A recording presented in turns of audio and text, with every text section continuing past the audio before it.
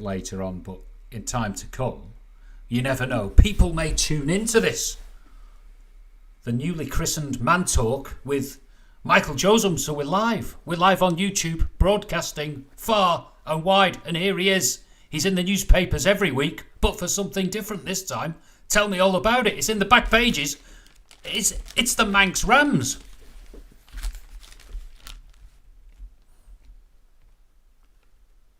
Oh, you've dropped out.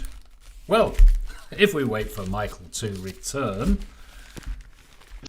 I'm here. You're back. You're back. Yeah. Can you not hear me? I've got you. I can hear you. And I'm looking at you. If anyone's interested. I don't think I ever left. So Jed, basically the story here is the Isle of Man now has a men's netball team, and so the Rams are the women's senior team, and then there's also other animals and so on for the different grades. I think there's the Vikings and other teams. But yes, we now have an Isle of Man men's netball team, and we are aiming to represent the Isle of Man in the World Cup, whenever that may be, subject to coronavirus, disasters, pandemics, and other natural calamities. Well, I was hoping you're going to be called the alpacas, but I've heard you're a bit of a ram anyway. So tell me about the scene, because you played Guernsey, and you got hammered. We did. They had 8 years of experience of playing the game. We had 5 hours, and so in that sense, we're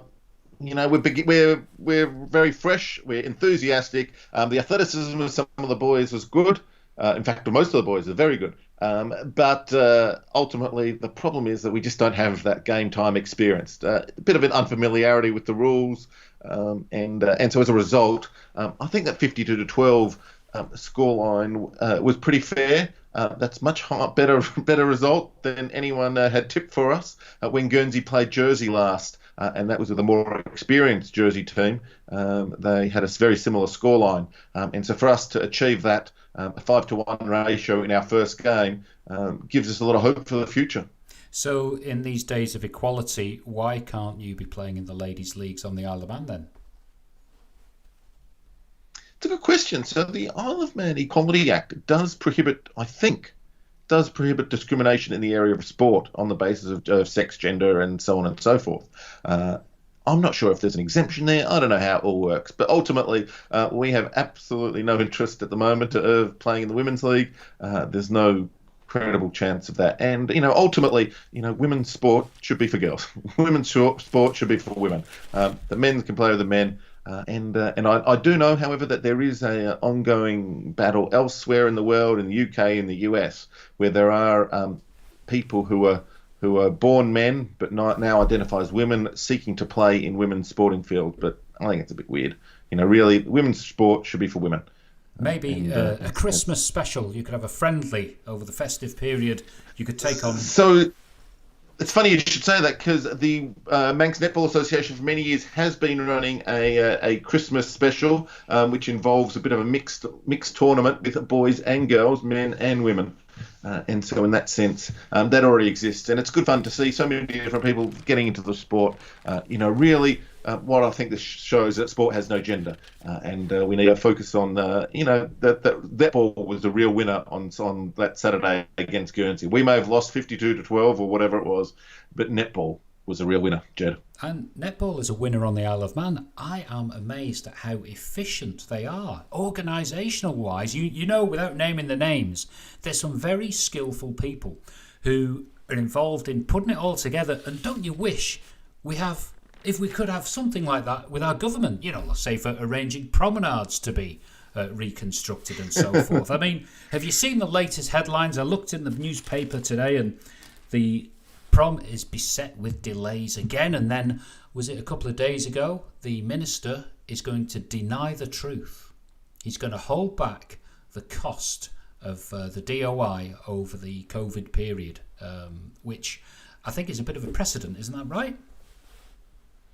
Yeah, it's interesting to see the minister make a decision there. The context there being is that he was asked a question in Tynwald and he has declined to answer it, which I do not know if that's if that's happened much before. Normally, you'd expect a politician to give a waffly sort of answer, but in this situation, he just flat out refused. And so I think that's curious. Ultimately, we'll get the numbers as part of the annual budgetary and auditing process. And so it's sort of surprising to see the minister saying that. You could expect that they could at least reveal the unaudited, accounting and so on. Well, there can't be a hiding place, and that's for sure. So in the newspaper, I just got my copy of the Examiner, and I'll just flick through it. So the delay hit Prom is featuring on page 4, and it's interesting. I noticed that we've got Mr. Longworth, he's named, and he's citing that there's been no activity on the tram tracks. This is for the horse trams. That it's quite a talking point that we know, but then you start to think, well, why does the reference to him in that particular sort of moment appear in the newspaper? Is that his focus? Is that what it is? It's heritage rail, heritage transport. Is it true? The whole thing could be designed around a clapped out transport system? I do not know Mr. Longworth, and I've never had the pleasure of meeting him. But when I was on the campaign trail recently for my inglorious and failed candidacy for Tynwald, I was staggered to learn how many people of Douglas South had very strong opinions about Mr. Longworth and the expenditure there. I cannot think of a public servant in any other jurisdiction in the world who would be half as famous as Mr. Longworth is here in the Isle of Man. It's quite remarkable to think about it. And so I do not know the guy, but he, has a remarkable public profile in the community, and it makes me laugh to imagine how that has ever come about. It's a remarkable and bizarre situation in that the people who should be accountable for the Transport Department and the Department of Infrastructure should be the minister responsible, rather than these other bureaucrats, and it's really quite odd. It is. He's named the Public Transport Director, and he must be quite a versatile guy, because you actually see him driving the buses now and again. So he does spread himself around. I think he can activate and drive trams, and probably horse trams as well. Maybe the steam train. Maybe he's got the poker full house on Antique Railway and beyond. So let's have a flick through. We did have a little cheat sheet, didn't we, on what we're going to talk about today. So you started off with milk prices. Indeed. Last week, the Isle of Man government announced on behalf of the Milk Marketing Committee that the official price and the controlled price for Manx milk in the Isle of Man was to rise to 60p, from 55p to 60p per pint, which to me, I was staggered to discover that in 2020 that we even have a government announcing controlled prices of milk. It sounds like something that Richard Nixon or Harold Wilson would have done, and they did. And it's a remarkable hangover that we have this. In that, it just strikes me as bizarre that in 2020, if you run a retail shop and you want to sell milk from person A to person B, that there is a government law that specifies the price. And so that has a whole lot of consequences that might not always be obvious at first glance. But the first and most obvious one is it means that prices for milk are higher than they would otherwise be. That's why Manx milk is more expensive than milk from across. And second of all, one of the follow-on consequences to that is that more Manx milk is produced than would otherwise be the case, because it becomes more economical to do so. Third of all, it causes wastage of stock because it is illegal. And I can't believe that this area in 2020, it is illegal that when milk is close to being off, it is illegal for a retailer to sell it as a discount to try and get it out the store. And so on that end, you have all these restrictions, but also it limits the opportunity for growth of the high end of the Manx dairy industry, because it becomes uneconomical to do other things like dairy for organic dairying. It becomes uneconomic to do other special types of milk that might be interesting. And so, for example, that's why Jersey milk is a highly regarded, highly trusted brand, and it commands a premium. If you want to go to M&S and you want to buy yourself some Jersey milk, you pay a pretty penny for it, a lot more. But unfortunately, in the Isle of Man, it's all, has the effect, these laws, of being these restrictions have the effect of preventing diversity, preventing growth, preventing competition in the farmers to either be cheaper for consumers, which would be good, or to go on the higher end of becoming more than just a commodity price. Well, it's probably the same with the meat, I'd guess, from local agriculture, but I think there are cheaper options for milk. Is it Cravendale? I've noted that one has been cited on Twitter from what's his name, Brisha's dad, who talks about how he feasts on the cheaper milk available in Tesco. But being a southerner down here, I choose my luxuries carefully, and one of them is Cool's milk delivered in a milk bottle. And it's got a big creamy bit on the top, and sometimes you can take the little foil top off and tip it upside down, and the cream stops the milk coming out. And I think that's priceless, really. That's one of our unique little extras that we can get on the island. But I mean, if it's going up to 60p, that'd be hardship for some. Well, you might say it's priceless, but at the end of the day, you can't pay. It's illegal for you to pay more for that, which is bizarre. There are no laws that control the price of bread, and people seem to get enough bread on the Isle of Man. When you said that there are prices restricting and controlling the price of meat, I'd be very, very surprised by that. I think it's potatoes and one other item that is still in this, this hangover from this, Richard Nixon or Harold Wilson, weirdo economics that is just, a hangover. Well, if you're watching MANNTALK, which is live on YouTube, and you want to put some comments in the box later on, just add your opinion. And if you do know about the price of meat, I thought it was all sold, taken to the abattoir and valued, and then sold on at one price, no matter what farm the meat has come from. But I may be wrong. It's not something I'm well up on. Let's have a look at our... Yeah, so just with that, what might be the case there is that it's possible that the abattoir or Isle of Man Meats, as a company, purchases their product from the farmers and so on, and then they will sell, and they will set their normal prices. But I find it, so that's the normal commercial operation. And what would be the alternative to the milk? This milk thing where the Minister Boot announces what the price of milk is going to be. The alternative would, of course, be the Isle of Man Creamery would sell Isle of Man Creamery milk for whatever price they want to sell it for. And so it's not it's not that Isle of Man Meats do not set prices, because obviously they do, but rather it is weird for the Isle of Man Environment Minister or Agriculture Minister to announce prices in that way. Okay, I'm going to make a note of that. I should put it in my diary, maybe my dairy diary, for future notes. I'm going to do some homework for next time, so I'm up to scratch on that one. I'll just check the list out. Now, we had a big deal. We had this huge report about the state of Isle of Man education. And the bigwigs, more big names under the spotlight, which has resulted in a resignation of Mr. Barr. You've spotted that one?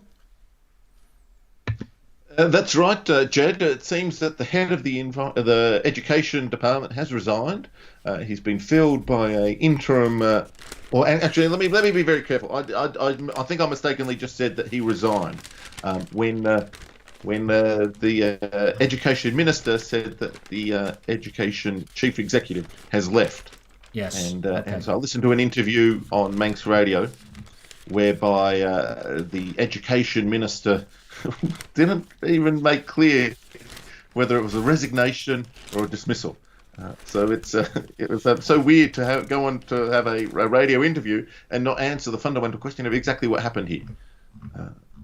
But we've got a report, haven't we, that has gone into great detail and stated that the department was no good at consulting, negotiating and communicating. There was a lot of hostility, with the head teachers. It all seemed to be fragmented, lack of communication. It sounds a bit like as what was served on the health service only, was it a couple of years ago, and then they had a bit of a clear out there? Yeah, look, to a certain extent, I'm not familiar with the health report from whenever that was, but here with the education report, let me read a couple of sentences from the executive summary. And this is the government's report. This is not Michael Joseph's report. This is not Jed Powell's report. This is what the government said, the government report, which is a commissioned external investigator here. And they said there is no identifiable policy hub or clear focal hub within the clear focal point within the department to consider, develop, and support the implementation of education policy. So then they just say they have no one. There's no clear focal point to consider, develop, and support the implementation of education policy, which is fundamentally a horrific failure of the policy leadership, which is ultimately the minister's job. Second of all, there is apparently an education council, and they say the role and remit of the council is unclear, and we could see no value in its long-term existence. And so that is like, how is that thing? The director of education, the director is line manager of 37 head teachers and the principal of UCM, University College Man. The director is also accountable for EIS. I don't know what EIS stands for, including line manager of 5 other people, and also acts as SIA. I don't know what SIA is, but the short version is, put simply, they say the remit of the role makes no sense from an organisational, management, or governance perspective. And then ultimately they say that the most significant weakness in the present arrangement is not management or organisational, it is cultural. And so that is a pretty damning indictment of the leadership. It is pretty damning indictment of the structure, and it is pretty damning indictment of the culture of the Isle of Man Education Department.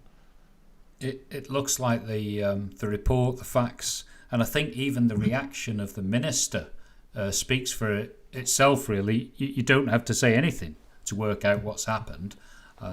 This report has been called in. I think, was it Daphne from Laxey, MHK? Maybe she called it in a couple of years ago. I'm not quite sure. Again, I'll have to have a look at the background of that. But Dr. Allenson, yes, you've seen that. He's been very reserved in his closing statement on this matter. So we wish Graham Kinraid, not known to me, but wish him all the best, because there's going to be some rebuilding work there, hey?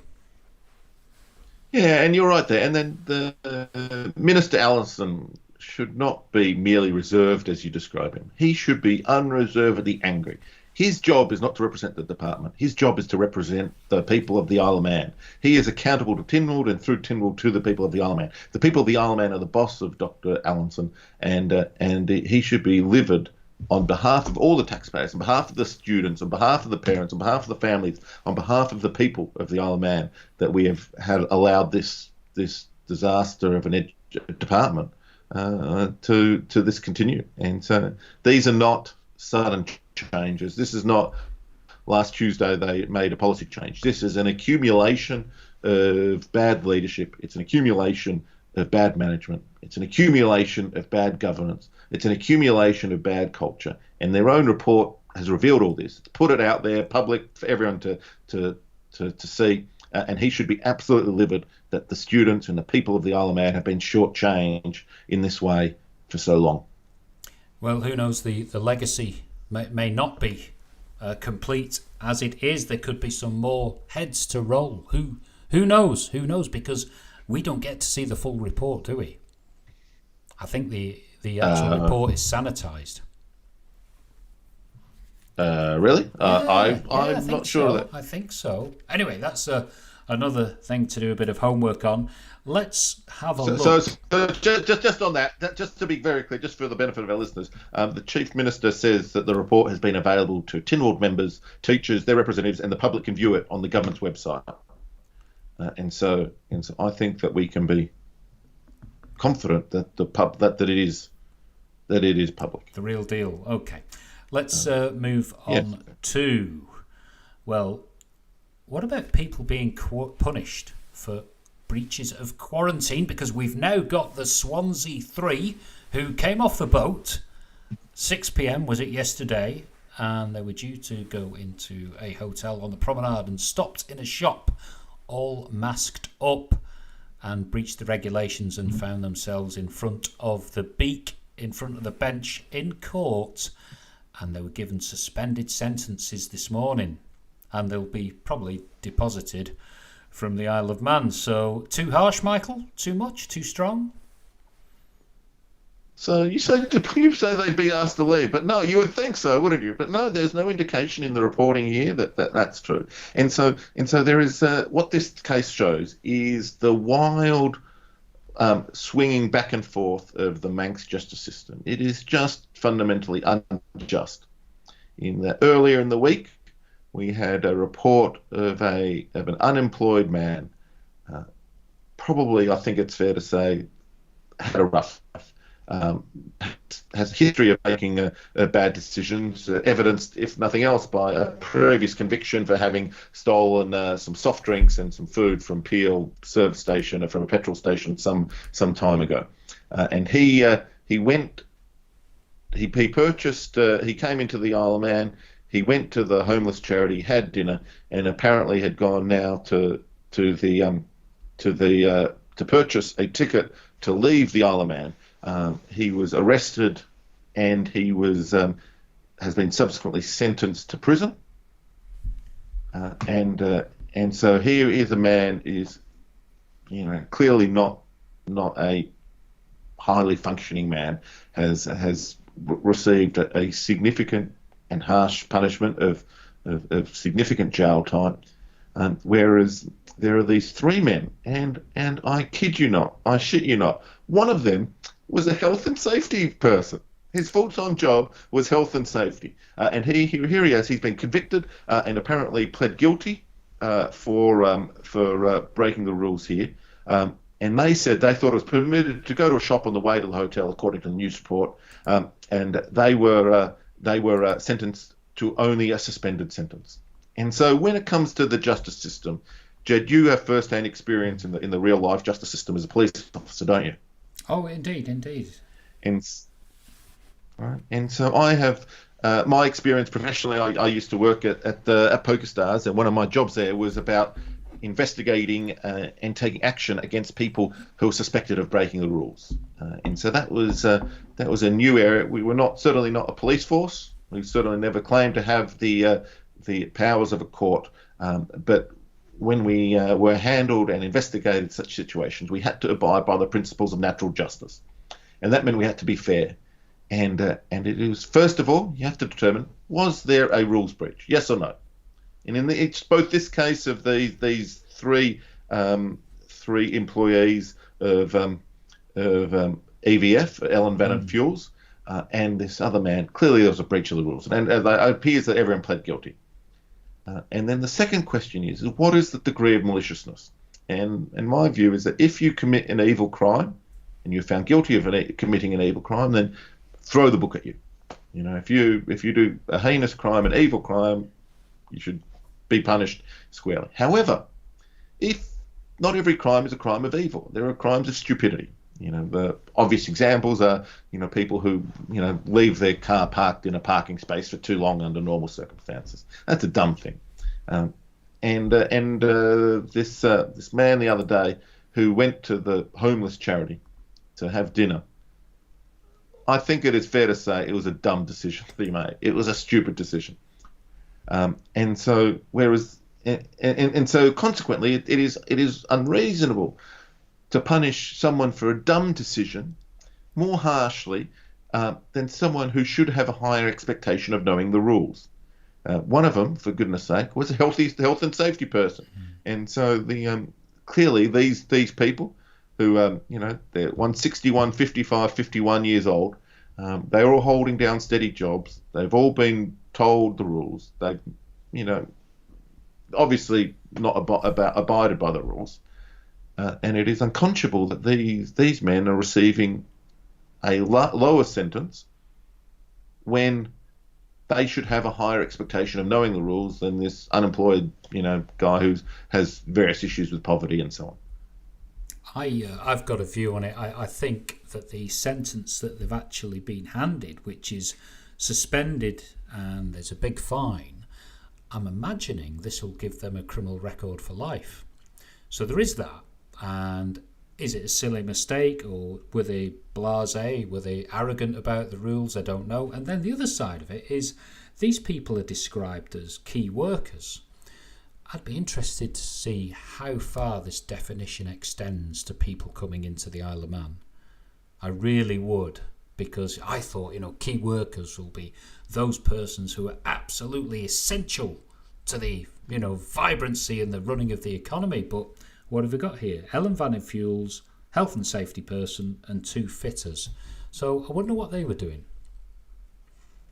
Well, look, I've no reason to doubt that they were essential workers. I don't see any evidence of that. But these people are clearly higher functioning adults than the other guy that we're talking about. Similarly, earlier this week there was a woman caring for an elderly man, was going home to isolate with him, and this woman stopped for petrol, ironically at an Ellen Vannin Fuels petrol station in Laxing, right? And okay, she did a dumb thing. She did a stupid thing. But sending her to prison for that seems harsh, because in all 3 of these cases, whether it be the 3 key workers from Swansea, whether it be the woman who's stopped for petrol, or this man the other day who went to the homeless shelter for dinner, all 3 of them seem to have been under the mistaken belief that they were not breaking the law. Because apart from anything else, if they thought they were breaking the law, they would shut up about it. They'd do it secretly. And so the problem with using heavy prison terms as a deterrence is that it doesn't work, because the next random idiot who's going to the homeless shelter, or the next clown who stops for petrol on the way home from the ferry, first of all, they're not likely to be reading Isle of Man news, because they're obviously not here on the Isle of Man. Second of all, they're not likely to be reading Isle of Man news because it is fair to say that the demographics of people who are of this nature are making bad decisions. They're probably not reading the news and engaged in the way that you or I or anyone listening to this broadcast might do. And third of all, these people cannot be deterred because they did not know that they were committing a crime. And so it is, you can have a harsh penalty for crimes that people know about because people become aware of it. So, for example, there's a whole bunch of crimes that people are deterred from because of the penalties of it. Whereas you can't deter someone from committing a crime that they do not know exists, and they do not know that they are doing. And so in these cases, it's a waste of time. It's a waste of resource to prosecute these people. And you just say, hey, you clowns, the sort of suspended sentence sounds about right. The £500 penalty sounds about right. Because there's no suggestion here that any of these people are likely to commit the same offence again. Well, we just need to look at the headlines, and it's going to be unlikely that the borders, they're not going to be open until spring. So how many times is this going to be tested? How many times are we going to have these minor indiscretions or these foolish oversights, which it could just be totally random how you dealt with? You could be going to prison. Who knows? What about the stuff that's getting overlooked or ignored? Is it because you've had a nosy neighbour just sticking the beak in? I don't know. Yeah. Well, who knows? Well, look, with that headline there, I don't understand that headline. That headline doesn't make any sense to me, because the government has already said quite openly and quite publicly. The Chief Minister on Manx Radio some months ago said that there will be border restrictions of some sort, at least until there is a vaccine. And so the vaccine at its best, we're talking, is the second half of next year. So I don't understand how what the newspaper's headline actually means. Like, that doesn't make sense. Saying that there'll be border restrictions until at least spring. Well, yeah, that's been the case already, and it's not just till spring, till next autumn. There'll be border restrictions until there's a vaccine, the government has said. And so, there's, even if you had some breakthrough in the technology of producing a vaccine, it still needs to go through phase 3 trials, which is going to take some months. because basically, as part of the phase 3 trials, you basically need to give the vaccine to a large number of people, like thousands of people, and then you need to see whether or not the people who get the vaccine and those people who get a placebo, a blind control option, whether there's a market effect or market difference in the number of people who get the disease. So phase 3 trials are going to take many months to complete, and then after you get the results of those trials, you then have to produce the vaccine.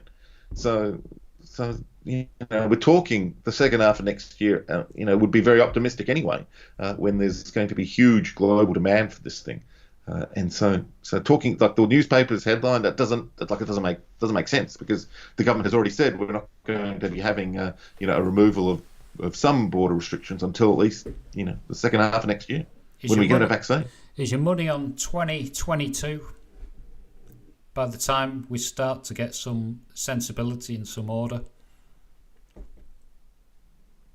Look, it depends what you mean by some order. I would hope that we can get it ahead of that faster than this. But the government has been very clear. The Isle of Man government, let's not put too much faith in the Isle of Man government, because all of their predictions on this issue have been wrong. But certainly what the Isle of Man government's experts have been saying in their public announcements is that a vaccine second half of next year is would be a good timeline. And if we were to get that, that's the vaccine in the second half of next year is optimistic. And so, in which case, it depends what you mean by things coming good again. Well, it certainly seems that our visitor economy, our TT, is under great threat at the moment. I think we've got to be looking at these countries around the world that are COVID-free and jetting them in, because they'll be like us, people on the Isle of Man, absolutely desperate to go on holiday. I think the Guernsey Air Bridge has given a good uplift to certain sectors of the economy. So, I don't know. Could we have a look round the world? Start jetting them in? Yeah, so there planes? So a lot of the many other countries have also abided by the advice that the Isle of Man government has said, and that is that it would not be possible to exterminate or suppress or eliminate the disease. And so some of them are probably likely, like the Isle of Man, is probably going to accidentally exterminate the disease or eliminate the disease. But we'll see how we go. It's difficult to imagine an air bridge from the other island nations of the world, which have been much less badly affected than the Isle of Man, such as Australia and New Zealand, Vanuatu, and some other nations that have remained COVID-free. And I just don't think there's many of them that are going to be able to staff the CT in the normal way. So can you not imagine a giant big Qantas landing at Ronaldsway? There's a series of them, and we'll have these COVID-free Aussies checking out the Isle of Man in January, February, because, well, mind you, they'll have lots of options in Australia. I was thinking, what about somewhere like Greenland? There must be some people bored out their brains up there. The thing about Greenland and Iceland, more noticeably, is that they have a very different strategy. In the Iceland and Jersey both have very similar strategies, which is all about high volume testing, whereby you basically arrive, you get tested. If you're clean, then you can go about your day. If not, then you get isolated and so on. And so that is realistically, that seems to be the only way to have a viable tourist industry. And so I guess the people of the Isle of Man are going to need to decide and tell their elected representatives whether they want a viable tourist industry or not. If they want a viable tourist industry, if they want those jobs, then you need to have testing on arrival, and you need people to be able to go about freely. It's just not viable any other way. And so, but then again, it is also very reasonable for the Isle of Man people to say, "Hey, we don't want a tourist industry. We want to be super safe on the Rona." In which case, keep it as it is. Well, I've had a good skeet through the newspaper. Funny, a lot of people going to court and getting in trouble. Same old names again, but I flicked through, and we had the Chief Minister offering the emergency workers and helpers a concert, which I think was sponsored at the Gaiety. It looked quite fun. A picture of him on the bike. Do you see that one with Doc Tilbury? It's quite interesting. Funnily enough, I've not seen the photo, but I have to take your word for it. funnily enough, I was speaking to somebody who was at a care home which featured in the headlines. I won't say too much, but I think we all know which one. Member of staff, and they were subjected to a lot of grief, a lot of speculation about what has gone on. This is earlier on in the year. And I did say to that person that worked there, I said, did you get any help, to deal with it? Because they've been right in the midst of it where there were so many people lost their lives. And I said, just off the cuff, I said, did you get any counselling or any services like that offered? And I was told no, which did surprise me somewhat, because we've got a lot of, people who weren't skilled in the medical field. They might have been working there as domestics and cleaners and so forth, and yet they became the focus of the Isle of Man, and something which was a headline that was shared right across the UK. So that did make me ponder a little, and I hope that those people that were involved in that have got the right support. Yeah, look, it's a difficult situation. I think there are a lot of people who put in very unusual circumstances throughout the whole coronavirus pandemic, and even today. And I think it has affected people in many different ways. And so we need to be conscious that, our death toll was, the 24 people that died. That is the most obvious, and it's a heartbreaking. The Isle of Man, of course, compared to any other island nation, had suffered a lot of deaths. Especially in those early few months, and so that is a very sad situation. And then, of course, that flows right throughout the rest of the community. People, and it reminds you how serious this is, doesn't it? It reminds you how serious it is. Yeah, absolutely. We're just coming up to 36 minutes on Man Talk, and I'll just flick through the papers. I came across Graham Crageen, who is the Minister of Home Affairs, who was the Minister of Education, actually, ironically. And they're talking about a treble 9 hub. And in the article, it said that the government bought the Quarterbridge pub in 2007. I didn't know that. Wait, what? Yeah. Yeah, that's what it says. It's what it says here, third paragraph, if anyone's watching, anyone's looking. Which is interesting, because you think, if you own that pub, surely you'd just drop it, you'd flatten it, and just sort out that highway, that mystical pair of roundabouts where nobody knows what's going on. Surely you could have a better designed a road hub in that area. So that gave me a bit of a surprise. But what they're talking about is having a police, ambulance and fire station all on one site, because the police headquarters isn't serviceable. Chief Constable says it's bursting at the seams, and it could be scoped to have all those emergency services and staff in one place. Could be good for training and resources. Seems like a good idea to me. Yeah, it makes sense in that, the best location for police and their response times into Douglas. It's probably going to be very close to the best place for response times for ambulance and the best place for response times for fire. Whatever that location is, if you're going to be dispatching emergency vehicles, they're probably going to have broadly similar criteria. And so, I don't know if you need to then have the headquarters and the administration of the facilities there at the same site. Maybe you do, you probably do. And it seems, maybe that's an opportunity to improve it all. Well, it could be so simple with vehicle maintenance, uniform costs, training, and you never know. It could be, we're short of an ambulance, and the fire officers jump in a spare one and perform first aid, which they're trained to do. Who knows? Why not cross over? Why not have the fire officers doing speed detection or preventing road accidents and things like that, and vice versa? Who knows? Well, if you want police and fire and to provide backup for ambulance and so on in the hypothetical situation that ambulance are not there, then that seems like a argument to have them in different sites, because then you could have, if someone's having a heart attack, then you get whoever's from the closest site to be transferred across. But I suspect that the professionals of the police and the professionals of the fire brigade and the professionals of the ambulance, they're quite specialist tasks. And so maybe there is some incidental, cross training that might be a feasible, but that seems like a less, useful arrangement. But you could imagine a modern facility, around that Quarter Bridge area, whereby you could set all the technology. So, for example, whenever there's an emergency, you basically shut down all those traffic lights, you stop all the traffic going through, and then you clear a prioritised access for the emergency services vehicles.